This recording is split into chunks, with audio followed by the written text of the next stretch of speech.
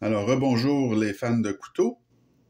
Ici, c'est Jean qui vous retrouve du Québec pour la chaîne du Maître des couteaux. Alors, cette semaine, on fait le très joli Concept Mugir, qui est un dessin de Dirk Pinkerton, qui est un très bon designer, là. J'ai plusieurs couteaux de Dirk Pinkerton. C'est un pro, là. Il est vraiment très bon. Alors, c'est un couteau haut de gamme, ce couteau-là, le Mugir, une ouverture frontale. Donc, je vous le compare tout de suite là, en termes de grosseur. Alors, comme vous pouvez voir, j'ai un autre ici, concept haut de gamme, qui est le Kratos. Alors, c'est un plus grand couteau. Ça, c'est Ostap L. Et vous avez ici notre petit rat numéro 2. Alors, c'est entre les deux. C'est un couteau de grandeur moyenne. Très, très beau format, là. Donc,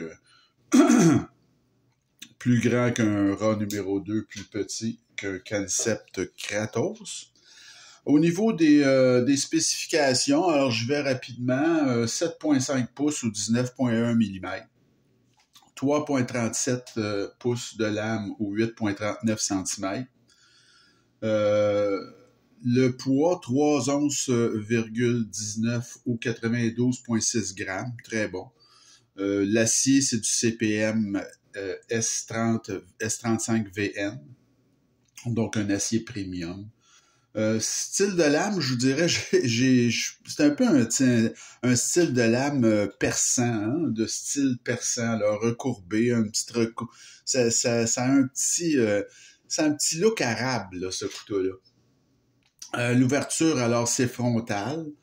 Alors, comme vous pouvez voir, c'est la seule manière. Et d'ailleurs, ce couteau-là, comme je vous ai dit, c'est un couteau avec lequel j'ai eu des problèmes parce que la détente était beaucoup trop forte, puis il a fallu que j'ajuste ça. Maintenant, ça va, mais je veux dire, c'est pas censé être dans un couteau de ce prix-là. Alors, c'est un verrouillage de cadre, comme vous pouvez voir. Le traversin ou l'entretoise, là, je ne sais plus trop comment on dit en français, mais le bolster ici a des plaquettes qui sont en fibre de carbone et le reste du manche est en titane noir, donc c'est très joli. C'est un roulement à billes pour l'action. L'épaisseur de lame 0,14 pouces ou 3,5 mm, c'est assez épais. Vous avez l'épaisseur de manche à 0,48 pouces ou 12,2 mm. Une fois fermé, ce couteau-là, c'est plutôt mince comme couteau, alors c'est 0,93 pouces ou 23,8 mm. Et vous avez un clip qui est T-pop en titane et qui est non réversible. C'est un couteau qui est fait en Chine, évidemment, comme tous les concepts, et c'est un couteau que j'ai payé 190 $ en vente, parce que ce couteau-là, ça se vend 250. Donc, 250, on s'entend que c'est très cher, là. Mais à 190, je me suis laissé tenter. Et comme je vous dis, je l'ai comme un peu regretté parce que la détente faisait en sorte que je m'arrachais littéralement le pouce à essayer d'ouvrir ce fameux couteau. Et j'ai cru pendant un bon moment que j'avais acheté mon argent là un peu dans le canal parce que malheureusement c'était quasi inutilisable. Alors ça, c'est très grave.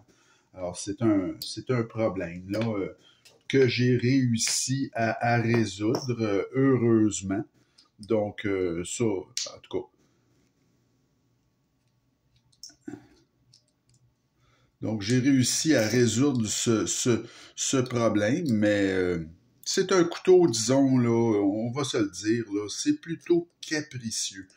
Parce qu'il y a des erreurs, je vais vous expliquer ça un petit peu plus tard, là, mais je trouve qu'il y a des erreurs à ce couteau-là. C'est-à-dire que c'est un couteau qui malheureusement, là, il y avait la grosse erreur de la détente. Mais vous voyez ce que je fais, là? Je suis obligé de prendre 2 tournevis parce que les petits montants en arrière, les vis sont très petites, hein? C'est des T6 et les petits barillets qui retiennent ces vis finalement, dans lequel ces vis se vissent, c'est malheureusement des trucs ronds, alors qui tournent un peu dans le beurre. Alors c'est pas bien fait, il faudrait qu'il y ait un cran d'arrêt. Alors comme on peut voir, au niveau de l'intérieur, par contre, c'est très bien squelettisé. Et vous avez la petite rondelle ici de fer là, pour protéger le titane. Ça, à ce niveau-là, c'est bien fait. Et vous avez aussi, comme vous pouvez voir, un cran d'arrêt intégré à la lame. Les roulements à billes sont de très bonne qualité. Et vous avez ici la petite boule de détente là, qui était trop sortie, que j'ai dû rentrer avec des pinces. Et pour ce faire, j'ai pu l'enlever parce que le couteau, quand même, est bien fait. Et quand on enlève cette pièce-là, je ne l'enlèverai pas pour rien, mais quand on l'enlève ici, on a accès à une petite vis qui nous permet de démonter ça.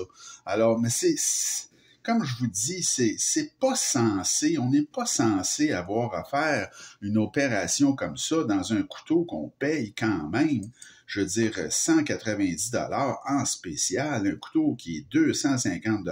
Écoutez, là, on s'attend à recevoir le couteau dans un bon état de marche, puis pas avoir des opérations comme ça, plutôt compliquées, il faut le dire, à faire. J'ai été assez chanceux dans ma mésaventure avec ce couteau-là, parce que j'aurais pu me retrouver avec un couteau complètement impossible à utiliser et carrément perdre mon argent. Au niveau ici de la petite pièce de fibre de carbone, comme vous pouvez voir, c'est très bien fait. Il y a une petite encoche qu'on retrouve ici en haut. Alors, ça va venir s'intégrer très, très, très bien. Là, ça, à ce niveau-là, ça va. Donc, il n'y a pas de problème à ce niveau-là. Mais comme je vous dis, c'est un couteau qui est plutôt capricieux. Donc là, je vais voir comment ça va se remonter. Mais j'ai eu toutes sortes de difficultés avec ce couteau le pivot est rond, les petits barillets en arrière, c'est rond. Donc, c'est pas l'idéal, là. C'est vraiment, vraiment pas... moi, en tout cas, j'ai gardé... C'est un couteau qui a des belles qualités, il est pas pesant, une fois que vous avez réglé, que j'ai réussi à régler le problème là,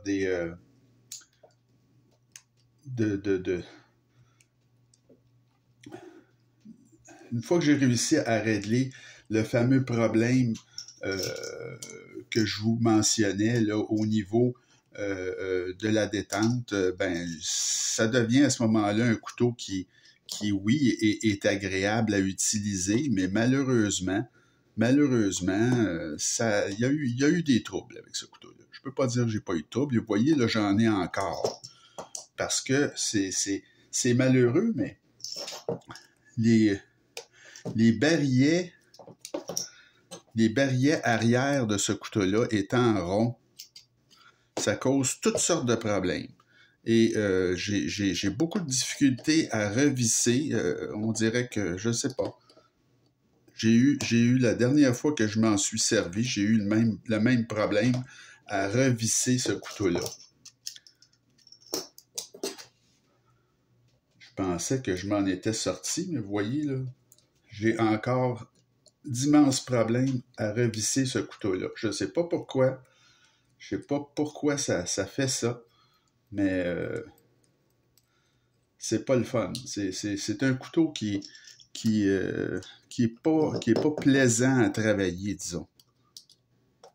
En fait, quand on a fini de quand on a fini de le démonter, là, on espère ne plus avoir à ouvrir ce couteau-là jamais. C'est aussi simple que ça, là.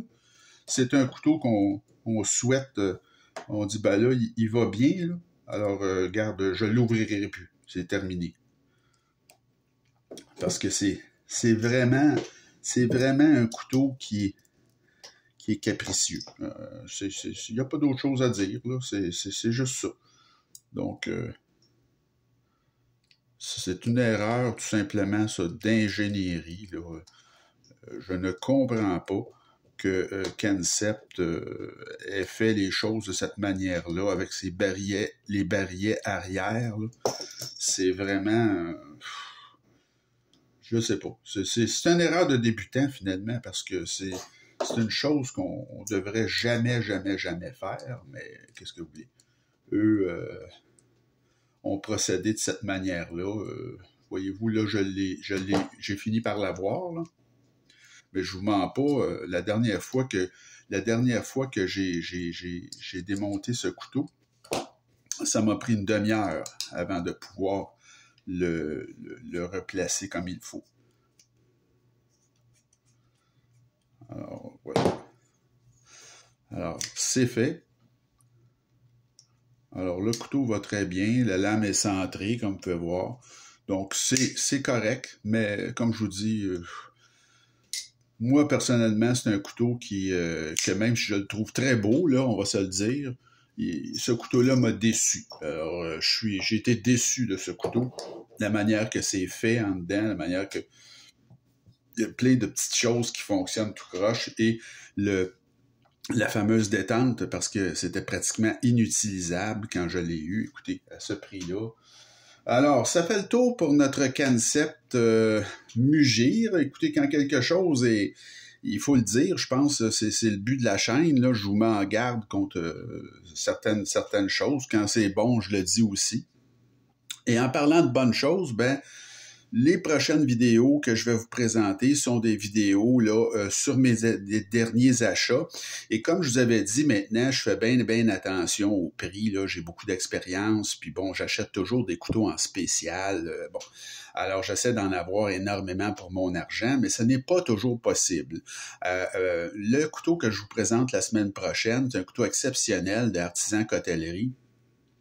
Et c'est un couteau qui a été décrit par tous les grands connaisseurs, tous les reviseurs américains, comme le meilleur couteau. Vous n'avez pas rien, ça, là. Le meilleur que vous pouvez acheter à 200 $ US. Alors, ce couteau-là, c'est lui ici. C'est le Artisan Cotellerie Mugir. Excusez, pas Mugir, Satyr. Alors, le Artisan Cotellerie Satyr, c'est un couteau qui a la particularité, évidemment, il est tout en titane, micro-milling, mais la lame de ce couteau-là, écoutez, c'est du S90V. Alors, c'est un acier ultra premium de l'ère spatiale, comme on dit, un des aciers les plus chers. Et le couteau, regardez comment est-ce qu'il est beau. Il est vraiment là, de toute beauté. L'action, elle est excellente. Vous pouvez l'ouvrir avec le trou de pouce renversé, évidemment. C'est un couteau exceptionnel de toute beauté. Et le fait qu'il a été décrit par tous les experts aux États-Unis comme le meilleur achat, bien évidemment, ça a fait en sorte que ce couteau-là est devenu introuvable. Alors, j'ai dû me décider très vite quand mon fournisseur l'a reçu et je l'ai acheté parce que le prix me semblait très bon, son prix. J'ai payé 240 $ ce couteau-là et je vous jure, c'est une aubaine à 240 parce que le lendemain, il n'avait plus finalement et ce couteau-là se détaille au Canada avec environ 300. Alors, c'est ce que je vous montre là, la semaine prochaine. Alors, le Artisan Cotellerie Satyr. Alors, c'est un couteau à ne pas manquer. Alors, j'espère que ça vous a plu, cette révision, même si on a eu des petits problèmes. Et continuez à vous abonner à ma chaîne et à m'écrire. Ça me fait toujours plaisir d'avoir de vos nouvelles. Et je vous souhaite une bonne fin de journée et je vous retrouve très bientôt. Salut!